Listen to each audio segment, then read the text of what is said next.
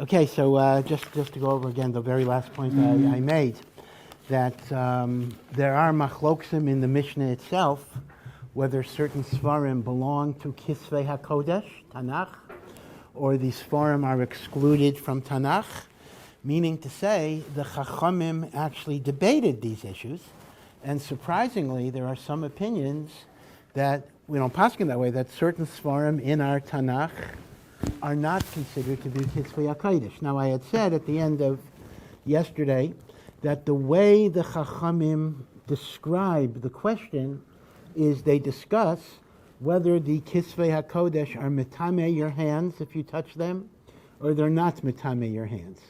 Meaning, if it's holy, it's metame es yadayim. If it's not holy, then it's not metame es yadayim, right? So you take a novel. The novel is maybe it'll be metame you, but it will not be metame your hands. Meaning to say, I could eat truma while I'm reading John Grisham, but I can't eat truma while I'm learning Kisvei HaKodesh. I'll discuss what that actually would mean, because it's metame yadayim, and I can't. And the halacha is you cannot eat truma when your hands are tamei unless you wash your hands. Again, the reason is because the Chachamim were gozer on unwashed hands that become tamei, that they're like a sheni l'tumah. A sheni l'tumah is metame truma. Okay, again, let me go over this briefly. It's not really our sugya, but just a little bit of an introduction. Again, if you learned the Gemara in Maseches Saita about this, which is very, very complicated, you would get a bit of an idea here. Here is the thing.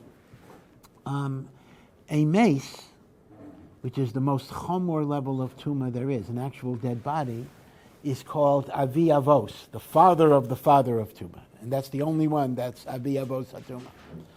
But other things that are primary sources of tumah, primary sources, are called av hatumah. So an example would be a dead animal, shichvas zera, the blood of a nida. These are called avos hatumah. So let's take a dead animal that wasn't, by the way, by a dead animal I mean that wasn't shechted. An animal that's shechted, so if you eat hamburger you don't become tameh. But in the vela, if I touch a piece of non-kosher meat, I'm tameh. Now it doesn't make a difference for us because we're tameh anyway without parah haduma, but this is an av hatumah. Now, here is the basic rule. The only thing that is metame a person is an av hatumah. So, if you have a dead animal that touches an apple, the apple is tameh, the apple is called a rishon l'tumah. If I touch that apple, I don't become tameh at all. Because I, as a person, can only become tameh from an av hatumah. A rishon l'tumah cannot be metame an adam, but a rishon l'tumah can be metame another ochel. So if the apple touches a pear, the pear is a sheni l'tumah. Now, if everything is chulin, non-consecrated food, that's as far as it goes. If the pear touches a piece of bread, it's tahor, because a sheni cannot make a shlishi in tumah, in chulin. On the other hand, if the piece of bread is truma, truma can become tameh up to one generation. So truma can become tameh if it's from an av, like a dead animal touches the truma, or truma can become tameh from a rishon, or truma can become tameh from a sheni and it becomes a shlishi. But if the shlishi touches another piece of truma, that other piece does not become tameh, because chulin goes up to sheni and no further. Truma goes up to shlishi and no further. Kodshim, karbanos, go up to revi. So if you were dealing with lechem apanim or something, that could even become tameh from a shlishi. A shlishi is isa revi, but even by kodshim, a revi cannot make chamishi. That's as far as it goes. And in terms of being metame a person is only tameh from an av hatumah. A person is not tameh even from a rishon l'tumah. Okay, that's the basic rule you need to know. Which means to say, by definition, a person can only become a Rishon, because if I become Tameh from an Av, I become a Rishon. And if I become a Rishon, I am Lagamri Tameh, it's not just my hands. But the Chachamim were geyser tumah d'Rabbanan that certain things are Metameh Yadayim. But the status they put on Tumas yadayim is a sheni. It's an artificial sheni, which would therefore mean unwashed hands that touch truma, since they are a sheni, make the truma tameh. A truma that's tameh cannot be eaten. So in a sense, these are two synonymous statements. Yadayim sheniyos hein is one way to say it. The other way of saying it is yadayim poslos es hatruma. That's saying the same thing. Wow. Since yadayim are shniyos, they make truma pasul if you touch it. How do you remove tumas yadayim? You remove tumas yadayim by netilas yadayim. So again, be sure you understand the difference between netilas yadayim for bread and netilas yadayim for truma. Netilas yadayim for bread is only for bread. And that's a separate takanas chachamim. But for truma, because your yadayim are shniyas, you have to wash, even if you're just going to eat a truma apple, and you have to wash, even if you're just going to touch the apple, you're not even going to eat it at all. You cannot touch truma until you do netilas yadayim if your hands are in a state of tumah. So, what makes your hands tameh, right? That's going to be a big question. So there's a lot of different things that can make your hands tameh, but one of them is kisvei HaKodesh. And I had mentioned that the reason is because people would keep their kisvei HaKodesh with their truma grain because it was holy, and the mice would eat the grain, and the mice would make holes in the sefer. Therefore, the Chachamim said, don't keep it with your truma because it'll make your hands tameh and the like. So they don't care if the secular novel or whatever gets eaten up, but they do care that the kisvei HaKodesh not. Okay. Now today, this is largely not nogeya so much because our Kohanim don't eat truma anyway. But still, theoretically, the question would become, what do we mean that kisvei HaKodesh are metameh yadayim? Does that mean only if it's in a scroll, only if it's a klaf, like we read the Haftorahs? Or does that even apply to a printed book? Right? What about tefillin? If I was a Kohen and I touched tefillin, would that be metameh yadayim? Right? So there are different machloksim exactly. What are kisvei HaKodesh? Now, there are some achrayim, the Chai Adam actually says, we're not noyig this way, that the din that kisvei HaKodesh make your yadayim tameh is not only nogeya truma, it even applies to netilas yadayim at a meal. That according to him, says if you touch tefillin during a seudah, you have to wash your hands again. And according to some, that would mean even a printed book, which is an amazing thing. That's an amazing chumrah, because that would mean every time I'm learning from a chumash or a book of Nach, I would have to wash my hands. Learning from Gemara wouldn't be a problem because Gemara is not kisvei HaKodesh per se. But that's a chumrah of the Chai Adam that he applies the rule of Tumas Yadayim even to the netilas yadayim over bread. We don't paskin that way. We only apply the din of Tumas Yadayim, Lagabi netilas yadayim for Truma, which is not Nogea Lamaisa today because no Kohen today eats the Truma, and all Truma is considered to be Tameh, Bizman Azeh. Okay. Alrighty. So that's a complicated background, but therefore when the Chachamim consider a Sefer to be Kadosh, Metameh Yadayim, when they don't consider the Sefer to be Kadosh, it's not Metameh Yadayim. So based on this, in Maseches Yadayim, which is towards the end of Seder Tahiris, which is a small Maseches, a very interesting Maseches of 4 prakim that talks about Tumas Yadayim and Netilas Yadayim. By the way, as an alternative, and this is both true for Truma and even for bread, instead of washing your hands, Netilas Yadayim, you can actually be tovel your hands in a mikvah. I'm not sure that'll ever be easier per se, but theoretically, sticking your hand in a mikvah, not your whole body, just your hands in the mikvah, is considered to also be valid, but you make a different bracha. Instead of saying al netilas yadayim, you make the bracha al tevilas yadayim. So next time you wash your hands in a mikveh, remember that you have to make the bracha in a different, there's a different nusach for the bracha. Yeah. Would this apply if you were out in the countryside and like eating bread by a stream? Yeah, so really the problem is this. The problem would then become, is a stream, a river or a stream, let's say, is it a kosher mikveh? And that's a difficult question. Now, let me give you a little background on that. It's not only Nogea hands, it's a woman has to go to the mikveh or whatever, can streams and rivers. So the problem is basically this. In order to be a kosher mikveh, generally speaking, the water has to be stationary unless it is coming from a natural gushing stream.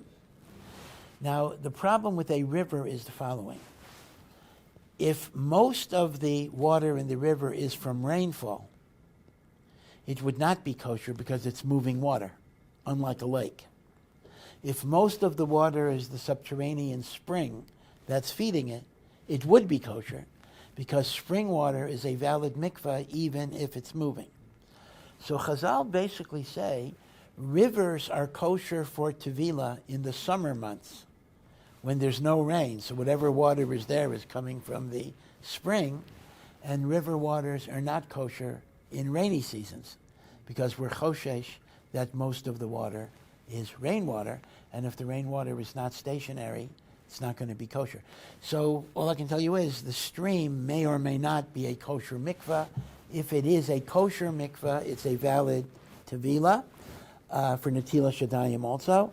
If it is not a kosher mikvah, it would not be a valid tevilah. Okay.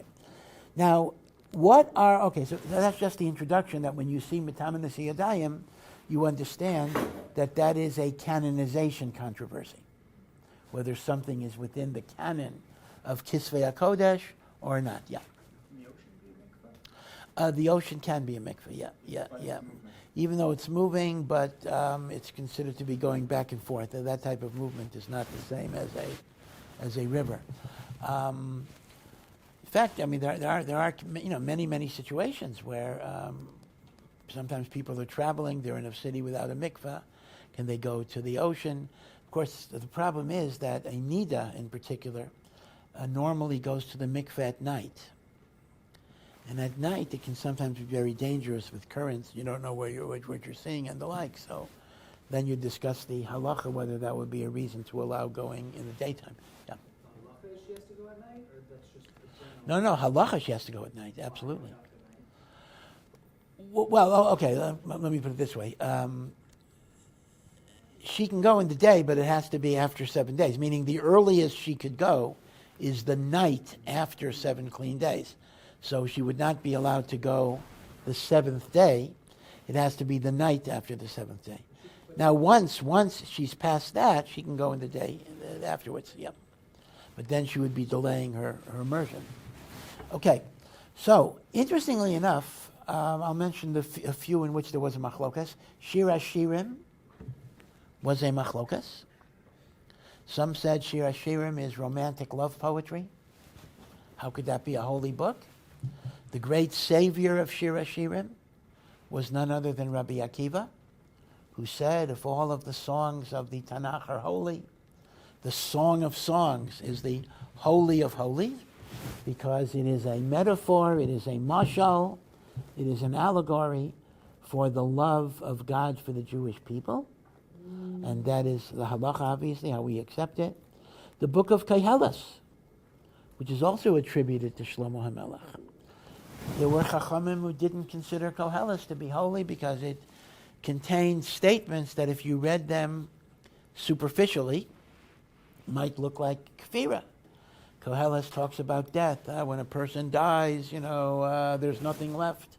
Meaning, again, if you read it literally, it might be a denial of resurrection of the dead or Olam Haba. So it's how you interpret it.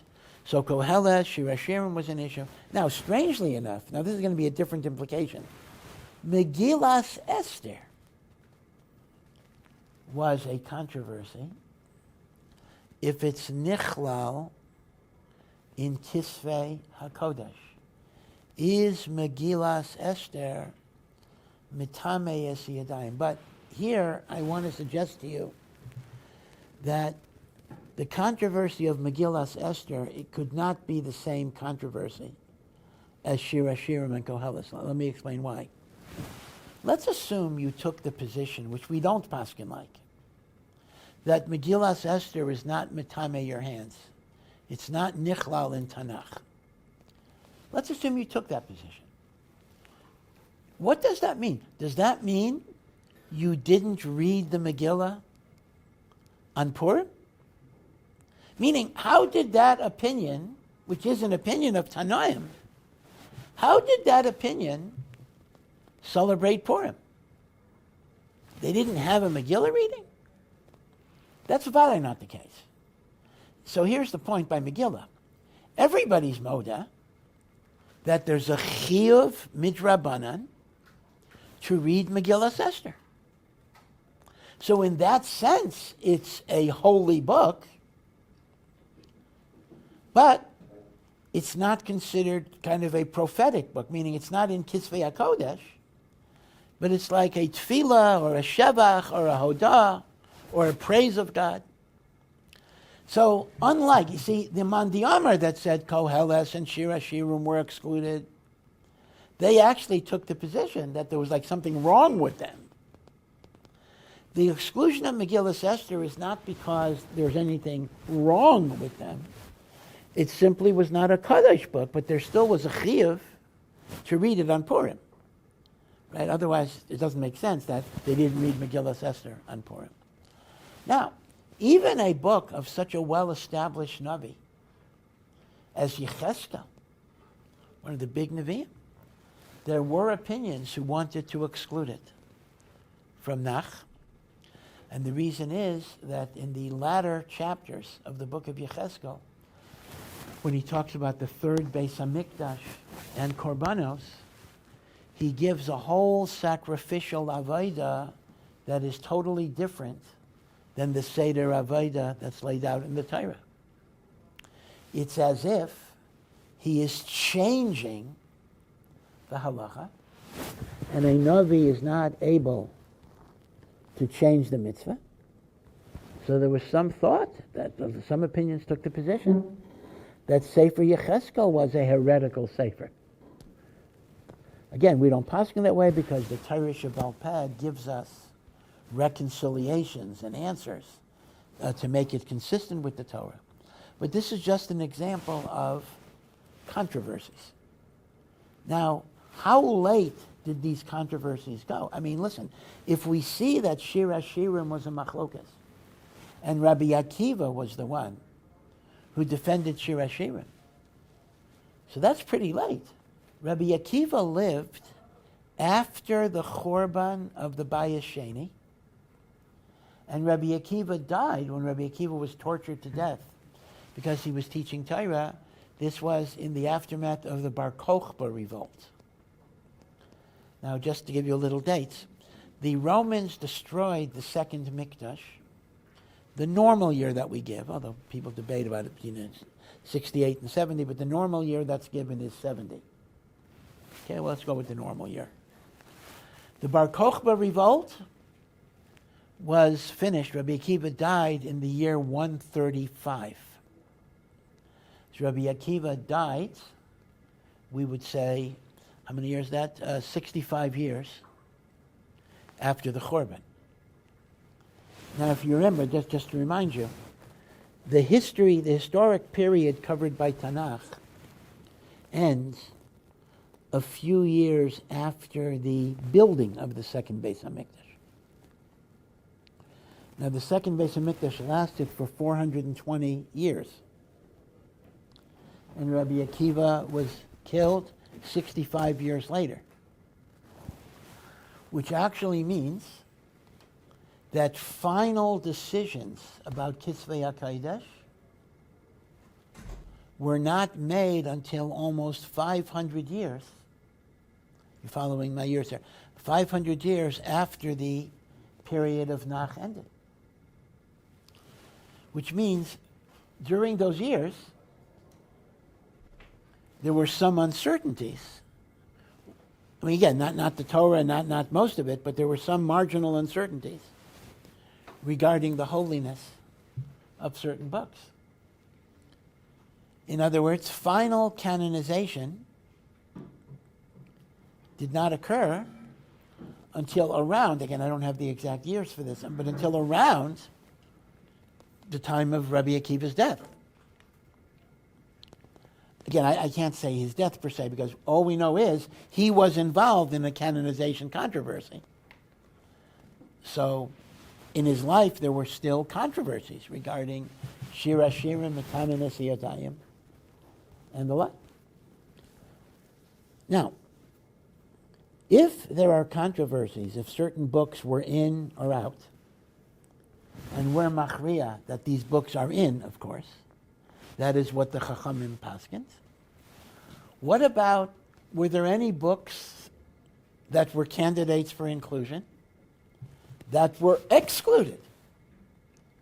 Right? The Mishnah only tells us which books got in when there's a machlokas. Were there books that were considered that were out? The answer is absolutely. And indeed, Chazal refer to these books as Svarim Chitzonim, the outside books. Outside of what? Outside of the canon of Tanach. They are not books of Kedusha. And the English, actually it's the Greek word for this is the Apocrypha. Now, the books of the Apocrypha were written during the Second Temple period. So Rabbi Akiva had these books. These books were known. They weren't written later. And people were debating, would they be included? Would they not be included? And they became the Svarim Chitzonim, just like the word Brisa, right? The word Brisa literally means outside. And that just simply refers to teachings of the Tanaim that are not included in the Mishnah. Of course, Brisas are still Torah Shebal Peh, but they're not in the Mishnah. Brisa, outside.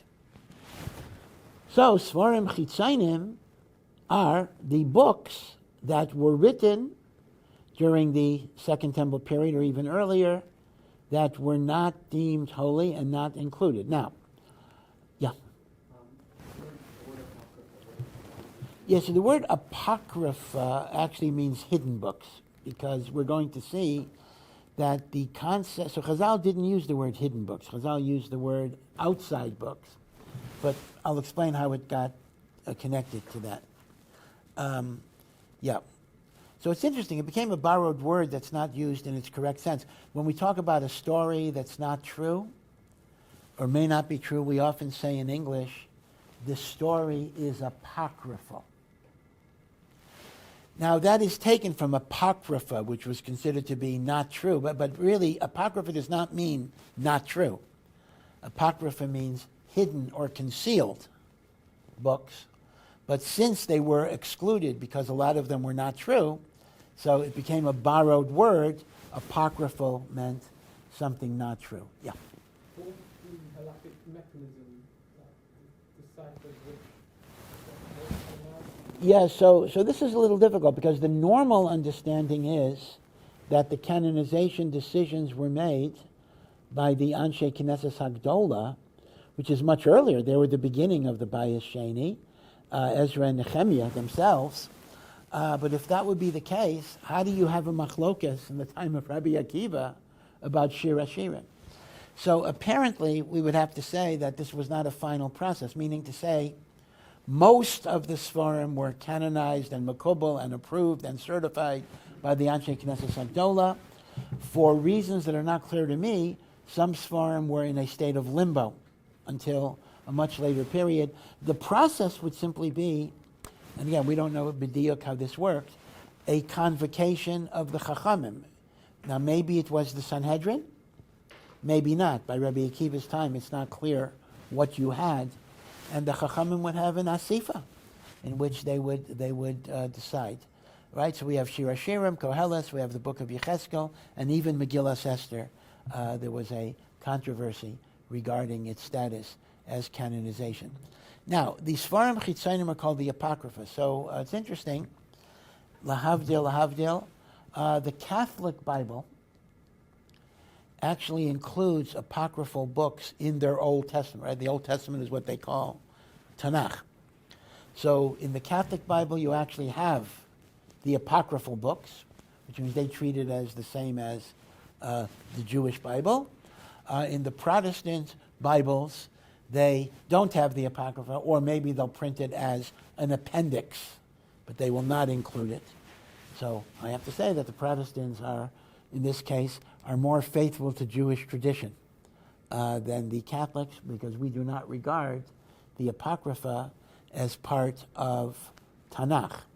Now, the Apocrypha itself is a whole bunch of books. So what types of books are in the Apocrypha? Are you allowed to read the Apocrypha? Right? What's going to happen if you read the Apocrypha? So the truth of the matter is, the Apocrypha is a wide range of different things. The largest book of the Apocrypha is Sefer HaMaccabim, the book of the Maccabees, which goes through the story of Hanukkah in great, great detail. By great detail, I mean it describes every battle, all sorts of people, gazillion people. It'll give you more information than you might care to know about, unless you are a person who is interested in military history, because it actually goes through battle by battle, hill by hill, inch by inch, all of the different intrigues. In fact, there are 4 books of, just like there's Malachim Aleph and Beis, there's Maccabim Aleph, Maccabim Beis, Maccabim Gimel, Maccabim Dalet. So there's Sefer HaMaccabim in 4 halakim. There is a book that is called the Book of Ben Sira. Now, the Book of Ben Sira is very, very similar to the Book of Mishlei. Right? Mishlei has proverbs about living a life of tzidkus, righteousness, etc. Ben Sira has the same types of things. And yet, it's so interesting, Mishlei is Kisvei HaKodesh, Ben Sira not. Now, are you allowed to read these books? So the Gemara in Sanhedrin brings a mimer of Rabbi Akiva that says, anybody who reads the Svarim Chitzainim does not have a share in Olam Haba. Keep away from it. But the problem is, the Gemara itself will sometimes quote Ben Sira, and the Rishonim will sometimes quote the Book of the Maccabees, the Gabi Chanukah stories and the like. So how could that be? How could the Gemara quote Ben Sira, which is from the Svarim Chitzainim? How could Rashi and other Meforshim quote Sefer HaMaccabim, Svarim Chitzainim? So the answer has to be that you have to understand that in the large category called Svarim Chitzainim, there are actually subdivisions. Some of the books, in other words, the common denominator is they don't have Kedusha. Yeah, that's what it means to be Svarim Chitzainim. They are not works of Kedusha. That's fine. But within that common denominator, there are subheadings. Some of the books are considered to be historical books. The Book of the Maccabees, there is nothing in the Book of the Maccabees that's heretical. There is nothing in the Book of the Maccabees that's kfira. The Book of the Maccabees is a historical discussion of Antiochus and his rule and the revolt against Antiochus. So when Chachamim said you're not allowed to read Svarim Chitzainim, they were not referring to the historical books. I mean, if I could read a book of history, I can read a book of this history. And the Rishonim considered that to be a reliable source of history, which it is. So category 1 are books of history, which are not Kadesh, but they are still considered to be legitimate sources of history. Category number 2 is books of Musar and morality. That would be Ben Sira. Ben Sira in its Tochan is more or less like Mishlei, but it was not written with special divine inspiration. So the Chachamim maintained, but it is still a work of Chachma. So that itself is also going to be mutter. One could read Ben Sira as a Musar book, a Musar Sefer. So those two categories, although they are Svarim Chitzainim, are not Nichlal in Rabbi Akiva's warning, he who reads Svarim Chitzainim, Ein lo chelek liolam haba. But there is a third category of Svarim Chitzainim that were excluded not simply because they don't have Kedusha, but they're still valid books, but they were excluded because the Chachamim determined that the ideas that they espouse are against Torah.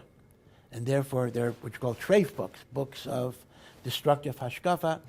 Many of them might incorporate Christian beliefs. Many of them incorporate Avodah Zarah beliefs. An example with this would be Sefer Hayovlos. There are different books. If you ever look just at the table of contents of Apocrypha,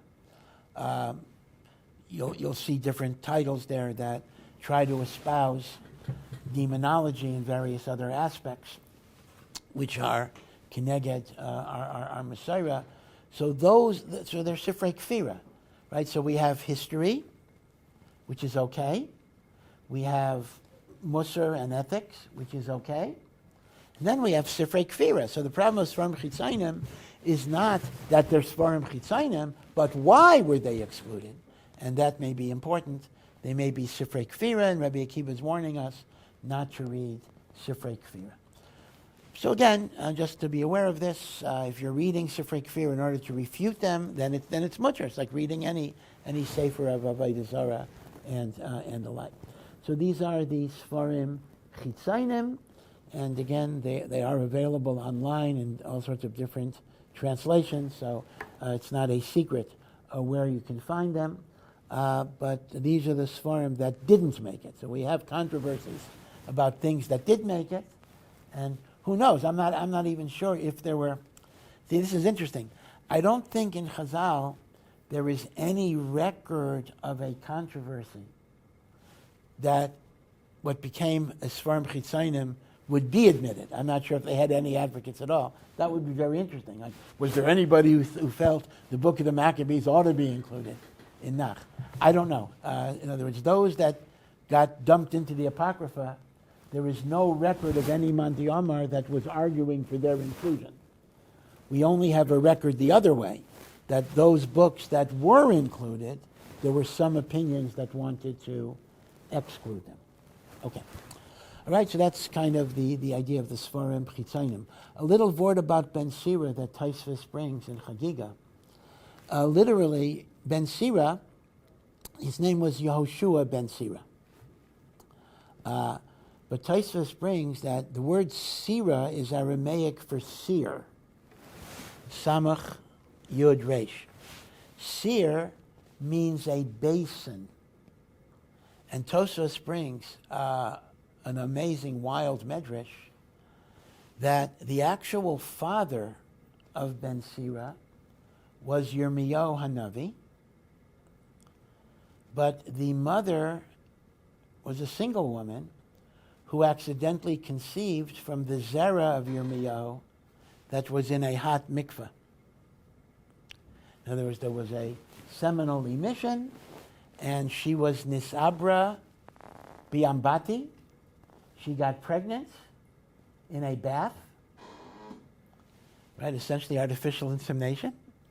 And the son that was born from that nisabra biambati was Ben Sira, which is why he is called the son of a basin, of a wash tub, a bathtub, and the like. And the poskim discuss biarichos that this is one of the earliest sources of a pregnancy through artificial insemination without intercourse.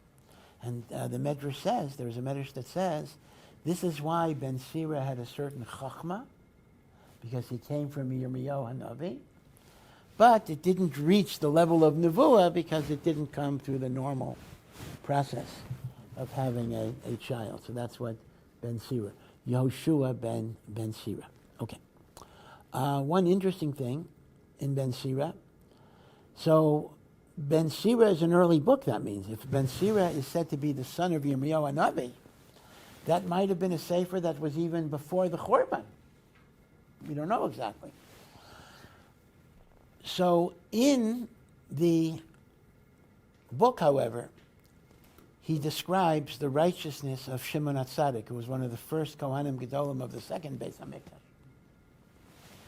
And do you know on Yom Kippur, when we read the Avodah of Yom Kippur during Musaf, the Yom Kippur service, so at the end we talk about how beautiful was the face of the Kohen Gadol when he would leave the Kodesh HaKadoshim, right? It's even a niggin that way. Like the radiance of the moon, like a chazan under the chuppah, like roses in a beautiful garden, right? And every time we say those things, Mare Kohen, that is what the Kohen looked like. So the truth of the matter is, this part of the Machzor is actually a bit of an overly romantic depiction for the following reason. Theoretically, it could have been that way, and it should have been that way. Yeah, the Kedusha should have produced that. But Lamaisa, as you know, most of the Kohanim Gedolim of the second Beis HaMikdash were not righteous. Most of them, they didn't die in the Kodesh HaKadoshim, but they didn't live out the year. And often the Romans would auction it off to the highest bidder. So there were Mamish Rishayim who were Kohanim Gedolim. So this idea that they walked out of the Kodesh HaKadoshim and their face was shining with the radiance of the Shekhinah was often not true. But you know where that's taken from? That is actually taken from the book of Ben Sira, which is describing Shimon HaTzadik. So part of the book of Ben Sira is actually in our davening, because the description of the idealized Kohen Gadol is actually describing Shimon HaTzadik. And in Ben Sira he describes the righteousness. So again, the work is not Kaddish, but it is a legitimate work that one is allowed to look at. Yeah. How did it work practically? I mean, did this woman know that she was impregnated from the Mikvah? Did Ben Sira know that his father was Yirmiyahu? Did Yirmiyahu know he had a son? It's very hard to know. I don't know the details. I mean, obviously she knew she was pregnant, and she must have figured out that it came from there. But how would you know? How would you know Bichlal? I mean, how would you know Bichlal? I mean, different people use the bathhouse. It could be 100 people, right? DNA testing was probably not available at that point. Did Yirmiyahu consider him his son? We don't know. But again, la halacha. Let me point out that the Meforshim assume, the Poskim assume, Yirmiyahu treated him as his son, and they bring a raya that Nisabra Biambati is considered your son, and you're Makayim Pru or Vu with it.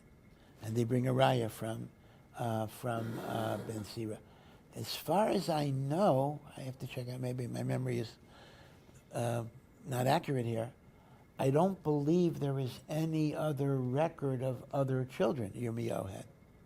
This literally may have been the only child that he had. I'll try to double check that, but I don't think there's any other children that are mentioned. Yeah.